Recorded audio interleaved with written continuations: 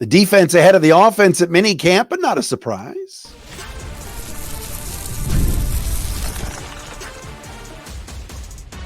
You are Locked On Lions, your daily Detroit Lions podcast. Part of the Locked On Podcast Network, your team every day. What's good, everybody? Matt Derry with you. It is a Tuesday edition of Locked On Lions right here on the Locked On Podcast Network, your team every day on a Tuesday, June 4th and a Wednesday, June 5th. Thanks for making us your first listen and checking us out wherever you get your podcast. Please subscribe and watch us for free on our Locked On Lions YouTube channel. Follow us on Twitter at Derry Speaks, at Locked On Lions, Matt Derry Facebook fan page. Let's get to 12,000 subscribers. We're over 11,000. Let's do that right now. Shout out to our everydayers as well. Those of you that watch or listen to the program every day. That includes our guy, Scott Friedman down in Texas. Shout out to Scott. And he's running for state representative in the 58th district over here in Utica. The legendary Ron Robinson. If you live in the 58th district, vote for my guy, Ron Robinson, for state representative. Ron is a good man. Puts out a lot of great content, interviewing a lot of radio people. Ron is amazing and a good man and a great photographer and videographer as well. But vote for Ron Robinson in the 58th district. Coming up on the show today, minicamp is underway. Mandatory minicamp. We'll tell you about the highlights from today. Also, Brandon Joseph and the secondary. Something's cooking in the secondary. Lots of young talent, and Dan Campbell had a comment today about the secondary that blew me away. We'll get into that coming up momentarily. Also, maybe the single worst take I've ever heard about a Detroit Lions star player. Thank you to Turner Batdorf, one of our everydayers, for sending me this clip, which we will play you from the Ringer NFL podcast. Maybe the worst take of all time when it comes to an NFL superstar player. Amon-Ra St. Brown is a superstar. Not according to these people. Locked On Lions today brought to you by FanDuel. Make every moment more. Right now, new customers get $150 in bonus bets with any winning $5 bet. That's $150 with any winning $5 bet. Visit FanDuel.com/lockedon to get started. If you're new to the program, welcome. We've been with you since 2016 doing Locked On Lions each and every day. Find us wherever you get your podcasts, and thank you for checking us out. Again, Monday through Friday. We'll have the post-game shows after Sunday games when we get to September 8th and all of that good stuff as well. All right, minicamp is underway in Allen Park. That means mandatory. Now, you know one thing with the Lions. Doesn't matter if it's OTAs, voluntary stuff, whatever. The Lions have all shown up. All the players have been there. Everybody is there for mandatory minicamp. A lot of guys are sitting out due to injuries. Brian Branch, DJ Reader, Frank Ragnow, guys are resting that need it. But everybody is there for mandatory minicamp. I checked in with a couple of my people that were there today, and I said, give me a name. Give me somebody that looks the part, stood out, did well in the 7-on-7s, 11-on-11s, the drills, everything else. And I checked in with two people, one inside the organization, one media member, and they both said the same thing. Jack Campbell, Lions linebacker Jack Campbell, had a really good day today. Now, this comes on the heels of yesterday's Locked On Lions program, where I told you that PFF and Gordon McGuinness did not rate a single Lions linebacker in their top 32 linebacker list. And that includes Gaines media poster boy Alex Anzalone. And I even mentioned yesterday that Zaire Franklin from the Colts, who was the leading tackler in the NFL last year, wasn't even in the top 32, which made no sense. It was a bad article. And I love PFF. You know I do, but that one took the cake. But Jack Campbell coming into his second year. Remember last year was a first-round pick of the Lions, and everybody talked about all the Lions draft picks and how well they did last year, at least the top four. Gibbs, Campbell, Laporta, and Branch. And probably fourth on that list out of the four was Jack Campbell. It took, how do I want to phrase this? It took Aaron Glenn, I want to say, at least half the season to figure out where to put this kid. There were games where Jack Campbell was lined up as an edge rusher and was running around edge, and running backs were running right past him. He's like, whoa, where am I going? There were games where Jack Campbell was completely out of position. There were games where Jack Campbell looked like a Big Ten linebacker and not an NFL linebacker. Then there were other games where Jack Campbell was sticking his nose in there and played well. But today, again, according to some of my spies, he had a really good day today. And that the defense is definitely ahead of the offense when we're talking about, getting ready for the season. And now, again, today's June 4th. It's very early in the process. We still got to get to end of July, get to training camp, get to the practice sessions with the Giants, get to the first preseason game with the Giants, all of those things. But at least for mandatory minicamp, the offense struggled today. Jared Goff was intercepted 4 times. 4. Hendon Hooker was brutal from what I heard today. And it was very interesting. If you go to DetroitLions.com and read Tim Twentyman's minicamp observations today, he said Hendon Hooker got chewed out by Dan Campbell for taking a sack rather than throwing the ball away. And then Twentyman doubled down and said, Nate Sudfeld looked pretty good and expect a battle for the backup quarterback job. It's not just going to be some layup, that it's going to be Hendon Hooker, who many Lion fans think is the second coming of Joe Montana. Nate Sudfeld had a better first day than Hendon Hooker. Lighting a fire under Timmy Twentyman at DetroitLions.com to say, we got ourselves a backup quarterback battle.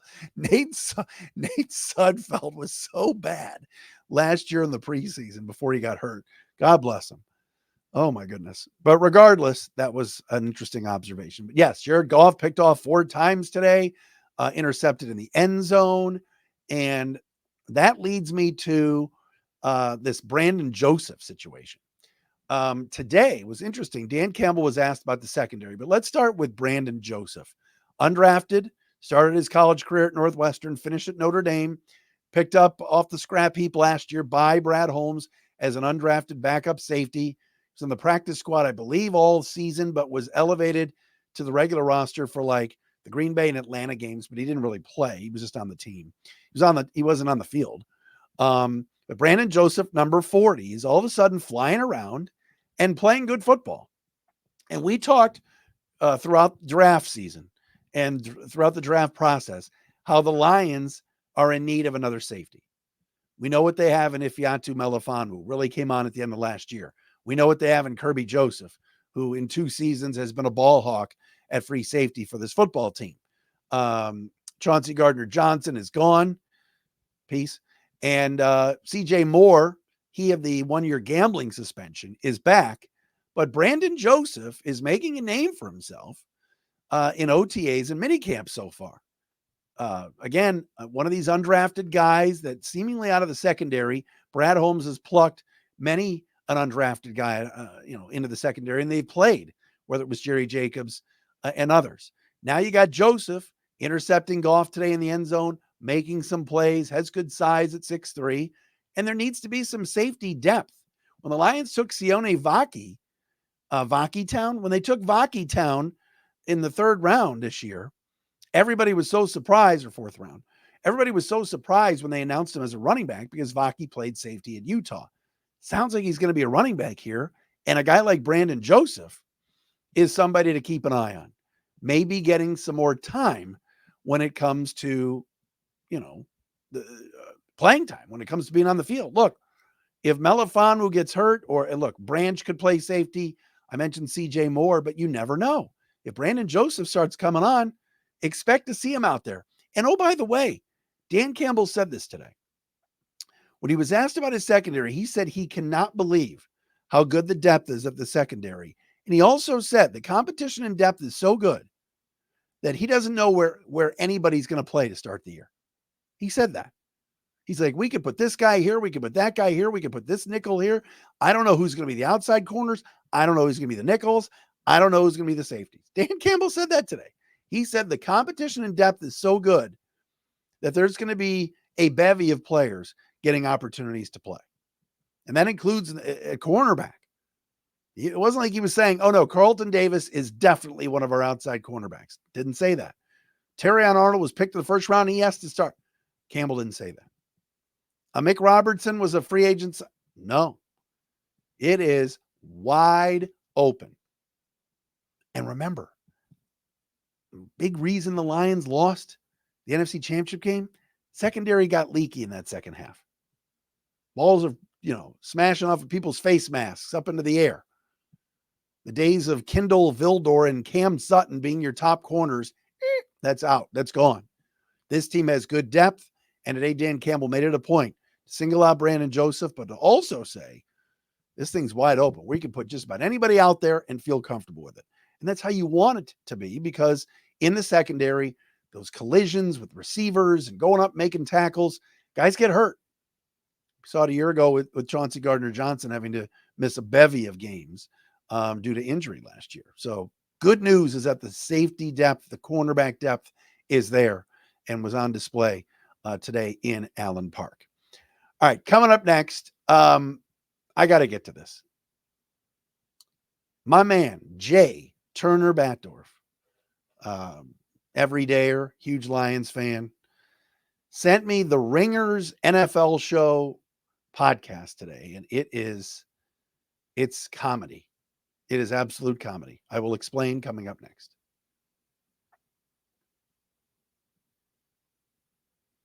Hey, we're brought to you today by our friends at Gametime. NBA Finals starting up on Thursday. If you're in Dallas or in Boston, you want to go to a game, check out Mavs and Celtics in the NBA Finals. You can get the tickets faster and easier with Gametime. Prices on the Gametime app actually go down the closer it gets to tip-off, with killer last-minute deals, all-in prices, views from your seat, and their lowest price guarantee. Gametime takes the guesswork out of buying NBA tickets. All right, Celtics and Mavs could be interesting. And it's always fun to go to games in Boston if you're there. The Boston Garden rocks. Dallas has had some great crowds. Get in on the action with Gametime. Seriously, it's amazing. And I bought NBA tickets with Gametime. Took my daughter to the Pacers game back, March or April, and it was easy. Plus, I'm going to tell you about a promo code where you can get money off at Gametime. Last-minute tickets, flash deals, zone deals, they've got it all. Take the guesswork out of buying NBA Finals tickets with Gametime. Download the Gametime app, create an account, use code LOCKEDONNFL for $20 off your first purchase. Terms apply. Again, create an account, redeem the code LOCKEDON NFL for $20 off your first purchase. Download Gametime today.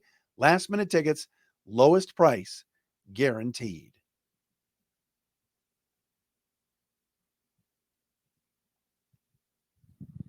All right, back on Locked On Lions, Locked On Podcast Network. It is a Tuesday edition. Thanks for checking us out wherever you get your podcast. Mandatory minicamp going on down at 222 Rodwood Drive in Allen Park all week. And a great opportunity to guys to get better. And this team to continue to keep building that crescendo, which hopefully will end in a Super Bowl appearance this coming year. All right, I got to be... I got to be I'm being very careful, but I have to be nice here. I'm not going to take personal shots. I'm a Shield Kapadia fan. He writes for The Athletic, and he's on this Ringer podcast that I'm about to tell you about, but I'm going to get all my notes here in order, because my man, Turner Batdorf, who's one of our great listeners and one of our everydayers, sent me this morning.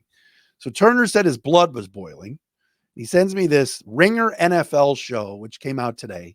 And they talked about Justin Jefferson, who's now the highest paid receiver in the NFL, making $35 million a year on a 4-year, $140 million contract with the Minnesota Vikings. Ringer NFL show last night must have recorded, and they did an NFL wide receiver draft. This was Austin Gale, who used to be at PFF, Steven Ruiz, who I don't know, and Shield Kapadia. I like Shield a lot.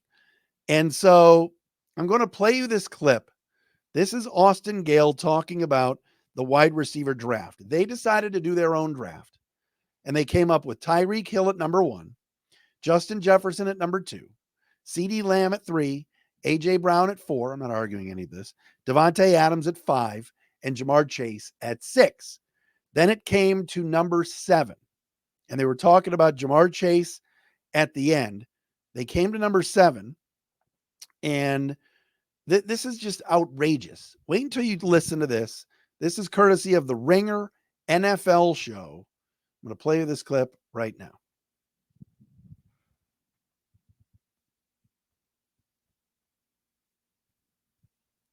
The next player is tough. Can I walk you through my thought process a little? There's part of me, right, gun to my head, Brandon Ayuk. But I don't know if I want to submit that name yet. I really like Brandon Ayuk. I like Brandon Ayuk a lot. And when you compare him to some of the older guys, Stephon Diggs, I have concerns. Cooper Kupp, I have age concerns. I don't think I'm there yet. Amon-Ra St. Brown and Deebo Samuel are other names I'm thinking about. I still, however, think Brandon Ayuk can do more than what Amon-Ra St. Brown can do and what Deebo Samuel can do in terms of the versatility of what he can do. In terms of the blades or the whatever the hell is in a Swiss Army knife these days, I think he's got a couple more.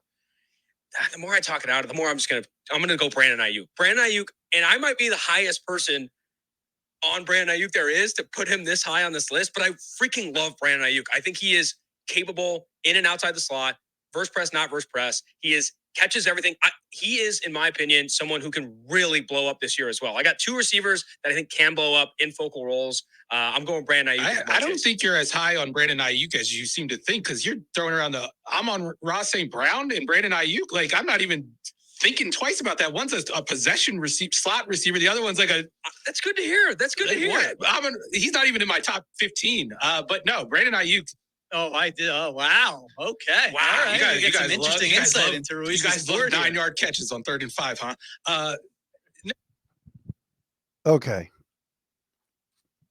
That was Stephen Ruiz on the Ringer podcast, NFL show, who referred to Amon-Ra St. Brown as a slot receiver, a possession receiver, and then said, "Oh, you guys like 9-yard catches on 3rd and 5? I don't even have him in my top 15. Who is this guy? God bless you, Stephen Ruiz. The show, the podcast sounds good. It really does, guys. Wow. You don't even have him in your top 15? Austin Gale made a good argument for Brandon Ayuk. And if you looked at PFF's rankings, Amon-Ra was 7 and Ayuk was 8. I have no issue if you like Brandon Ayuk over Amon-Ra St. Brown.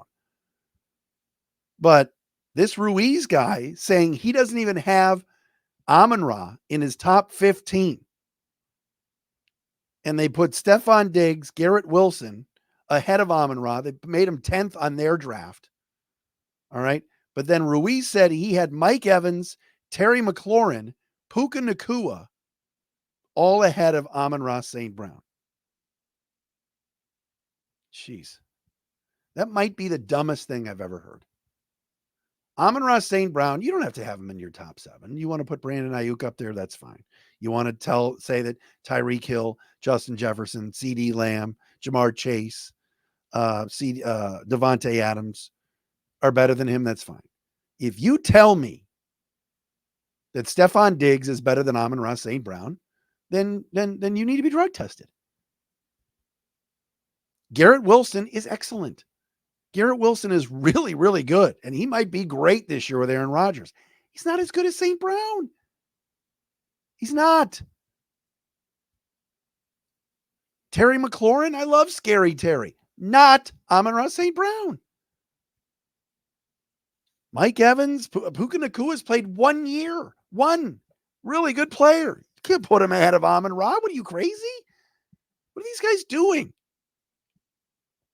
Now, Sheil Kapadia, I guess, later on in the podcast, I'm not going to fast forward and play it for you.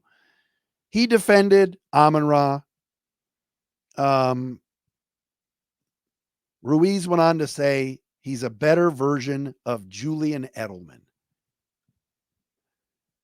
Someone find out when they were recording this podcast if somebody slipped something in this Brandon Ruiz's drink. He called him a better version of Julian Edelman, like he's some slot receiver that never scores touchdowns, never goes down the seam, never is down on the sideline. You're crazy. Does this guy watch the games? Does St. Brown line up in the slot more than anywhere else? Sure. But he's a do-it-all guy despite his size. This is bad. Oh, he's not even in my top 15. I got Puka Nacua ahead of him. Guy's played 1 year. Had a really good year. Made the Pro Bowl over St. Brown last year, but the Pro Bowl is based off of that season. But that doesn't mean he's better than Amon-Ra. Stephon Diggs, the last two teams he's been on couldn't wait to get rid of him. Bye. Buffalo wanted nothing to do with him anymore. Are the Lions shopping St. Brown? Of course not. He's going to retire a Lion. He's that good of a teammate and a player. Putting Stephon Diggs ahead of Amon-Ra St. Brown is a crime. PFF list. St. Brown 7, Ayuk 8, Cooper Kupp 9, Samuel 10, Diggs 11. 30 years old, had a lousy second half of last year. Josh Allen couldn't wait for him to be gone out of town. But yeah, let's put him ahead of the sun god. Jeez, man. This is I'm gonna hold off. I'm gonna do a live read. I'm gonna tell you about FanDuel, and then I'm gonna keep going because I have a point to make about Lions fans and why they have beef sometimes with media. We'll do that coming up next. It's Locked On Lions.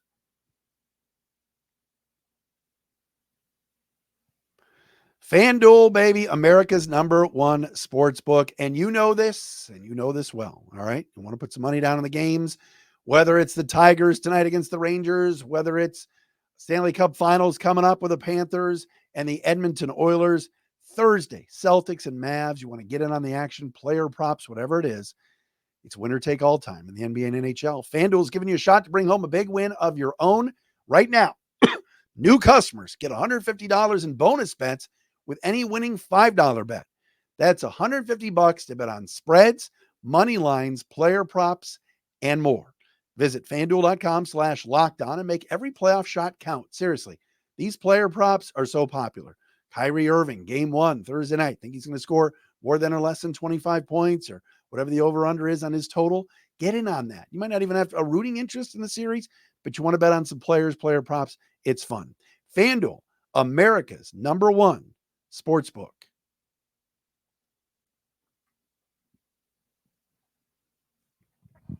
All right, I just played you the Ringer NFL show audio, Shield Kapadia, Austin Gale. We've had on the show, and I like Austin, and Steven Ruiz. I don't know Steven.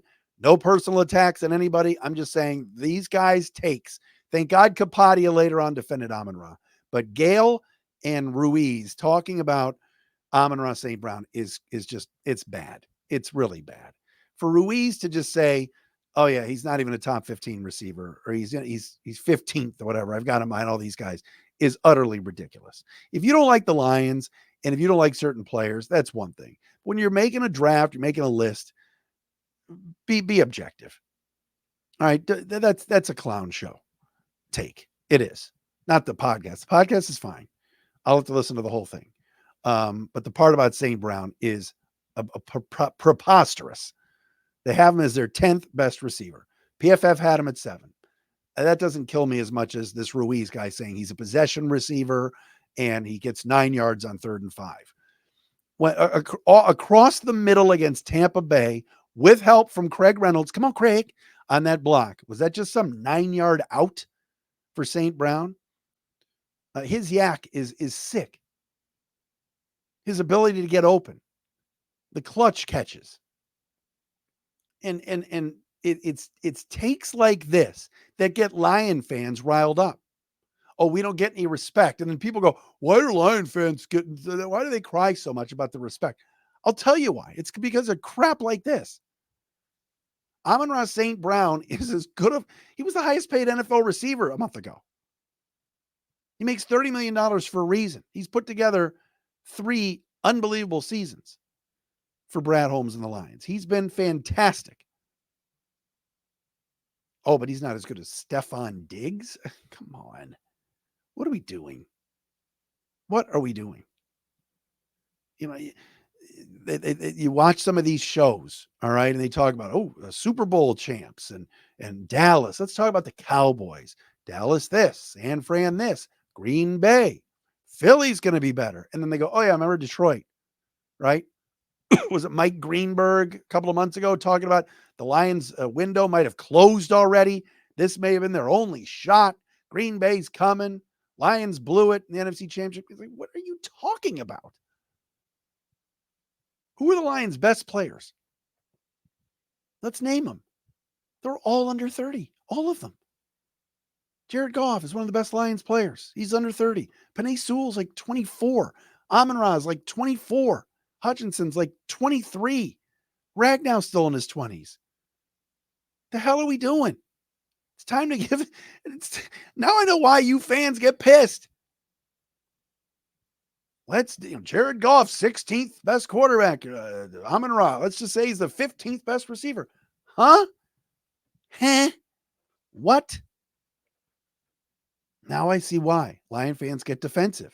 I'm not saying every national media member, I'm not saying every writer, every guest we have on this show has to lather in the Lions butter. I'm not saying that. If you think there's flaws, point them out. But my goodness, when there's a take like that, I get why Lions fans get upset. This is a really good team that won 14 football games last year, 2 in the postseason. Oh, but their playoff schedule was soft. Oh, okay, right. That's right. Remember when Stafford came in and everybody went, oh, the Lions, they're going to lose to Stafford. Heck, I was worried about it. Dumb. Just dumb. I'm not saying you got to think Amon-Ra St. Brown's the best receiver in the game, but if he's not top 10, then there should be an investigation. That's just my take on it. And I appreciate Turner for sending me that clip, and I appreciate those guys at the Ringer NFL podcast because they got me riled up. All right, we're back again tomorrow. Another edition of Locked On Lions right here on the Locked On Podcast Network. Thanks for checking us out wherever you get your podcasts. Go Lions.